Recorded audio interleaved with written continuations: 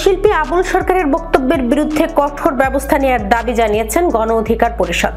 সংগঠনের সাধারণ সম্পাদক রাশেদ খান বলেন, এই বাউলের মন্তব্য সমাজে বিশৃঙ্খলা সৃষ্টি করতে করা হয়েছে। মঙ্গলবার তার ব্যক্তিগত ফেসবুক পেজে পোস্ট দিয়ে রাশেদ খান বলেন, আপনি শিল্পী, আপনার শিল্প চর্চায় কেউ বাধা দেবে না, কিন্তু আল্লাহ ও ধর্ম নিয়ে কটূক্তি করা যায় না। একইভাবে হিন্দু ধর্ম ও হিন্দু ধর্মাবলম্বীদের প্রতি কটূক্তির অধিকার কারও নেই। সবাই স্বাধীনভাবে ধর্ম পালন করতে পারবে, কিন্তু ধর্ম নিয়ে কটূক্তির কোনো স্বাধীনতা নেই।